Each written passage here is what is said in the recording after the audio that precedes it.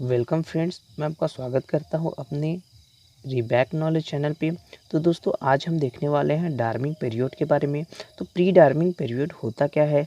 तो इसमें सबसे पहला हम देखते हैं सिनॉप्सिस के बारे में, क्योंकि जो एमएससी होती है, एमएससी में मुख्य घटक हम सिनॉप्सिस को मानते हैं। सिनॉप्सिस के आधार पे आपको नंबर अंकित किया जाता है एग्ज़ाम सिलेबस पे।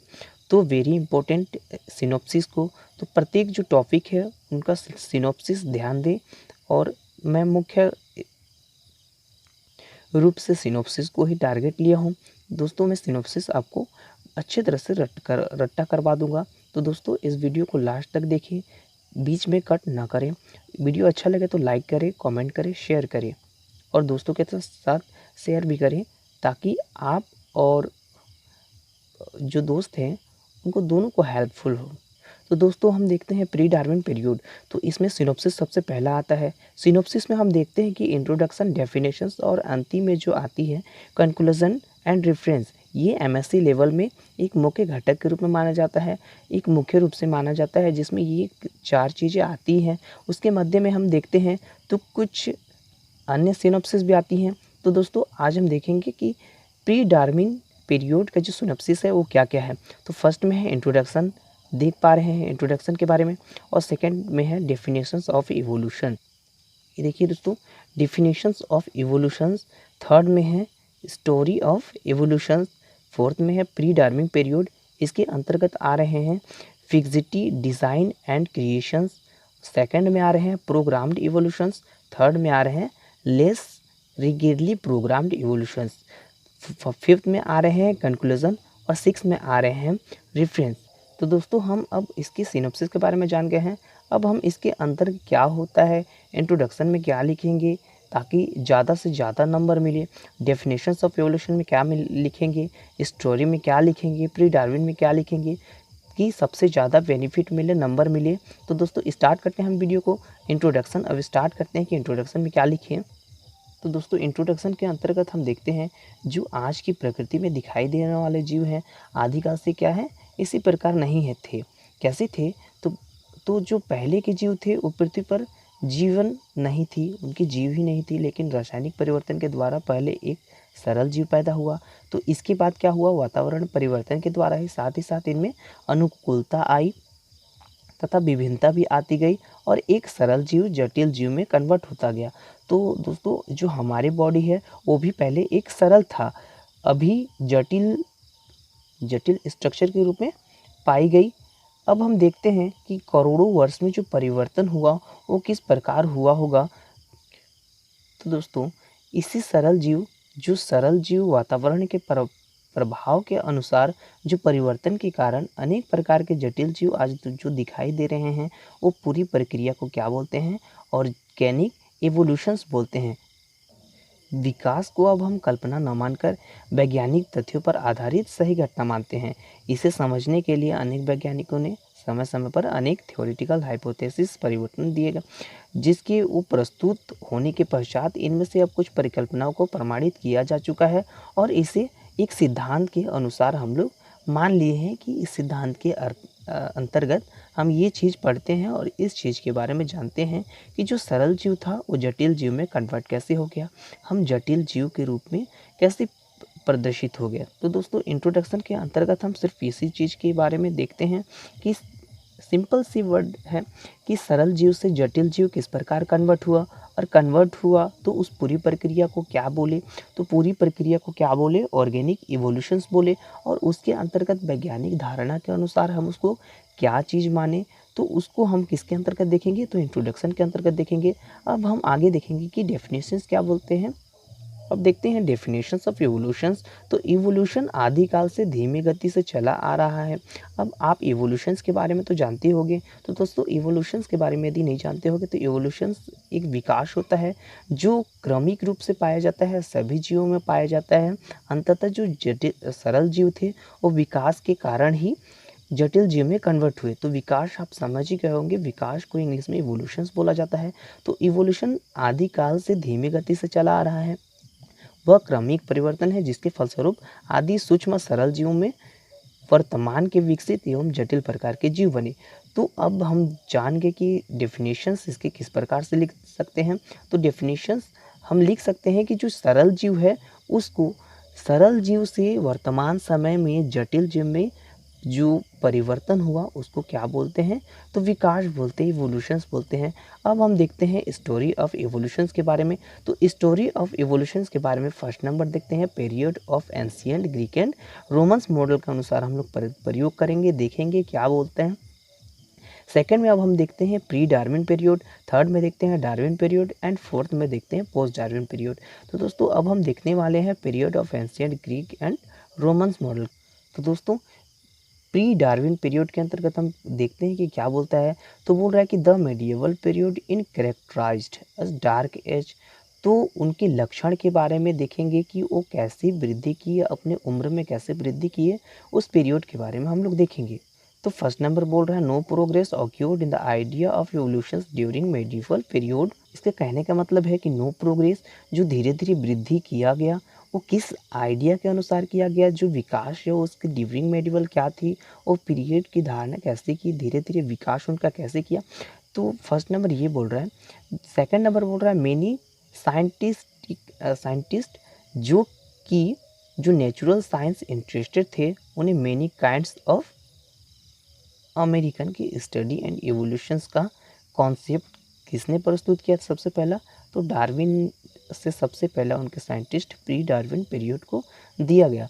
तो हम ये सिंपल सी बात है जो बोल रहा है कि सबसे पहला जो डार्विन का वाद था वो किसने दिया था, तो यहाँ पर क्या बोल रहा है कि जो many kind of American in study, तो अमेरिकन के एक वैज्ञानिक थे जिनके स्टडी के पश्चात हम लोग एवोल्यूशंस का कॉन्सेप्ट पूरा क्लियर कर पाए। तो दोस्तों हम आगे देखते हैं कि फर्स्ट नंबर हम लोग देखे थे जो स्टोरी थी उसके फर्स्ट नंबर देखे थे कि fixity design and creations, second number देखे थे प्रोग्राम्ड इवोल्यूशंस, थर्ड नंबर देखे थे लेस रिगिडली प्रोग्राम्ड इवोल्यूशंस। तो दोस्तों ए नंबर में देखेंगे फिक्सिटी डिजाइन एंड क्रिएशंस। तो फर्स्ट नंबर में देखेंगे कि लीनियस ने सन 1707 एवं उससे रिलेटेड जो 1778 है उसके अनुसार क्या बोला गया, अकॉर्डिंग टू लीनियस, यानी लीनियस के अनुसार कोई भी स्पीसीज न्यू नहीं है। कोई भी स्पीसीज का मतलब होता है जाति, तो कोई भी जाति नई नहीं है। तो लीनियस क्या बोलते हैं, फर्स्ट नंबर बोलते हैं species with the unit of creation such prescribed in genesis. जो जाति है वो बोल रहे हैं कि जो यूनिट है, इकाई है, वो कैसे धीरे धीरे वृद्धि किया, एक दूसरे से प्रारंभ किया, उसको हम लोग किसके अंतर्गत प्रदर्शित किए, तो इसके अनुसार प्रदर्शित किए फिक्सिटी डिजाइन एंड क्रिएशंस किस प्रकार से हुआ। सेकेंड नंबर बोल रहा है life was designed bye God for species functions in nature. तो उसको नेचर के अनुसार जीवन किसने दिया, भगवान ने दिया। अब सेकेंड नंबर देखते हैं कि जॉन रॉय क्या बोलते हैं। तो दोस्तों जॉन रॉय बोलते हैं the fitness of species and evidence for the existence of a designer. तो बोल रहे हैं कि भगवान ने जो डिज़ाइन दिया है वो किस प्रकार से फिटनेस लाएंगी, वो जाति किस प्रकार से फिटनेस लाएंगी, उसके बारे में किसने बताया है, जॉन रॉय ने बताया है। और बताया है कि and this argument from the design made even more clear later by millions people. तो मिलियन पेपर के अनुसार उसको किस प्रकार आर्ग्यूमेंट किया गया, डिज़ाइन किया गया, सबसे पहला उसको क्रिएट करके डिज़ाइन किया गया, वो किसने बताया, तो जॉन रॉय एक वैज्ञानिक थे, उन्होंने बताया। अब थर्ड नंबर देखते हैं कि जॉर्ज लुइस ने क्या बताया 1769 से 1800, सॉरी यहाँ पर ईस्वी नहीं लिखा, 1861 तक। तो देखते हैं कि जॉर्ज लुइस ने 1769 से 1861 के बीच में क्या क्या चीज़ें प्रस्तावित किया, क्या क्या चीज़ें दी।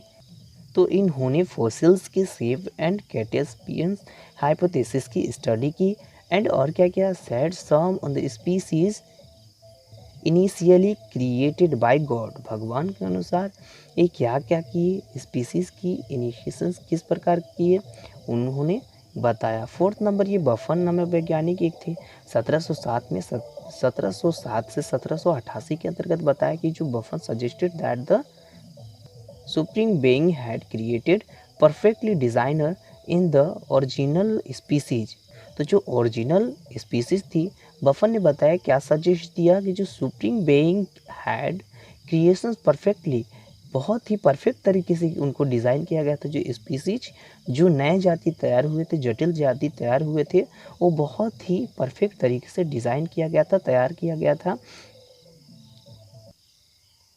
और फिर बोल रहे हैं, but that new species arose from the by process of hybridizations and degenerations। तो डीजनरेशंस और हाइब्रिडाइजेशंस के अंतर्गत जो नई जाति आई, उन्होंने प्रोसेस किया, धीरे धीरे कार्यरत रहे, तब एक नई जाति जो बहुत ही परिवर्तनशील एक जटिल जाति के रूप में प्रदर्शित हुआ। तो दोस्तों अब हम देखेंगे प्रोग्राम्ड इवोल्यूशंस के बारे में। तो प्रोग्राम्ड इवोल्यूशंस में कौन कौन से वैज्ञानिक पार्टिसिपेट किए थे, तो उसके बारे में हम देखेंगे। तो सबसे पहला है अगस्टीन। जो अगस्टीन नामक वैज्ञानिक थे, क्या बोला, Augustine linked the years of the creation through the programmed growth of a true. यह सत्य था कि जो इनकी बनावट थी वो किसने दिया था, प्रोग्राम किसने किया था, अगस्टीन नामक वैज्ञानिक ने किया था। और उसको लिंकेज भी कौन किया था, अगस्तीन नामक वैज्ञानिक ने किया था। अब सेकेंड नंबर देखेंगे कि एक्यूमस नामक वैज्ञानिक ने 1225 से 1274 ईस्वी में क्या क्या किया था। तो एक्यूमस ने क्रिएशंस का साथ देते हुए प्रजनन को इवोल्यूशन की प्रक्रिया माना और ईश्वरवाद का समर्थन भी किया। तो समर्थन करते हुए कौन से वैज्ञानिक थे, तो वो एक्यूमस थे, जिन्होंने एवोल्यूशन की प्रक्रिया माना और ईश्वरवाद का समर्थन किया। थर्ड नंबर चार्ल्स बेंट ने 1720 ईस्वी से 1793 ईस्वी तक क्या क्या किया, उसके ओपिनियंस के बारे में दिए हैं। तो the opinion that the design of all life forms was content a germs in that first being. तो फर्स्ट बेइंग सबसे स्टार्टिंग समय उसको जब डिज़ाइन किया गया था, तो पूरे लाइफ फॉर्म में उसको कॉन्टेम्प्ट ऑफ जर्म्स के रूप में दिखा गया था। तो इसको सबसे पहला किसने निहारा था, तो चार्ल्स बॉन्ड ने निहारा था। अब सेकंड नंबर बोलेंगे, according to the need of survival in a changing world thus organic and environmental interact to the generations all extant and extinct species. तो उनके अनुसार ये भी बताया गया था, जब नीड सर्वाइवल करते गए, उन चेंजिंग आती गई पूरे वर्ल्ड में, पूरे विश्व में चेंजिंग आती गई किसकी, तो जो जीव के अंग थे, इन्वायरमेंट थे, पर्यावरण थे, तो अंग के अनुसार पर्यावरण भी ढलती चले गए और जो नई जीव है पीढ़ी दर पीढ़ी उनके जनरेशन्स क्या डेवलप करते गए। अब हम देखेंगे ये जो बता रहे लेस रिगिडली प्रोग्राम इवोल्यूशंस के बारे में, जो वैज्ञानिक धारणाएं ली कि किस प्रकार लेस हो गए, किस प्रकार प्रोग्राम क्रिएशंस हुआ, कि प्रोग्राम उनका लेस करके अब विकास के क्रम में वो गतिशील नहीं हो पाए। तो फर्स्ट नंबर बताए हैं इरास्मस डार्विन 1731 ईस्वी से 1807 ईस्वी के मध्य में बताया है। Charles Darwin grandfather wrote about the process evolution his big book Zoonomia. तो जो चार्ल्स डार्विन थे उनके ग्रैंडफादर क्या लिखे थे, किस विकास के बारे में लिखे थे, उन्होंने कब दिया ये बुक, 1794 ईस्वी में एक जूनोमिया नामक बुक दिया। और उन्होंने ये बुक देते हुए बताया कि all life arose from the primordial protoplasmic mass, ये भी बताया।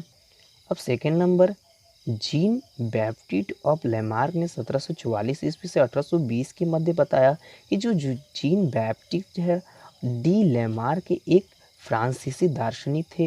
ये प्रथम ऐसे व्यक्ति थे जिन्होंने विकास को विस्तार पूर्वक समझाया। किसने समझाया, तो जीन बैप्टिस्ट ने विकास के क्रम को सबसे पहला विस्तार से समझाया,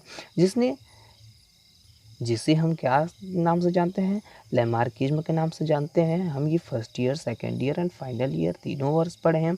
अब फिर इस साल पढ़ने वाले हैं।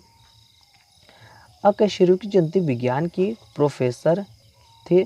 अपने सिद्धांत का उल्लेखन इन्होंने अपने पुस्तक की फिलोसोफिक जूलॉजिक मिशन 1819 में किया था। तो इनकी जो मत थी उनके अनुसार ये बहुत सारे मत प्रदर्शित किए। इसके अनुसार आता है theory of inheritance of acquired characterised. तो यहाँ पर देखते हैं थ्योरी किसको बोला जाता है, तो थ्योरी सिद्धांत को बोला जाता है। वो सिद्धांत किस प्रकार से दिए, तो वंशागति दिए। वंशागति का मतलब होता है एक गतिशील क्रम जो वंश के रूप में बढ़ता चला जा रहा है। एक सिंपल सा वर्ड में बोले तो जो हमारा लाइफ है वो डेवलप पीढ़ी दर पीढ़ी डेवलप करता जा रहा है। तो दोस्तों अब हम देखते हैं एक्वायर्ड क्या होता है, उपमार्जित होता है एक्वायर्ड।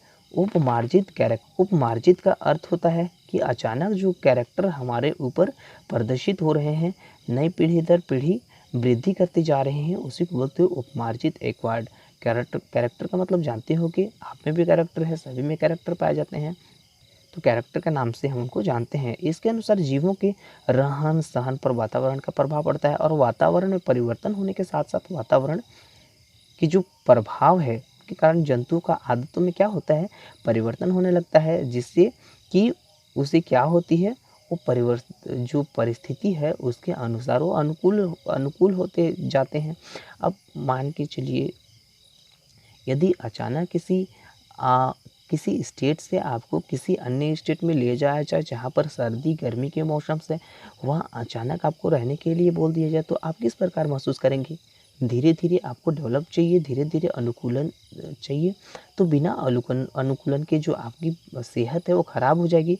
तो सभी जीव के लिए भी ये सेहत ज़रूरी होता है, ताकि वहाँ पर जाए जीव और वो अपने जीवन रहन सहन में ढल जाए।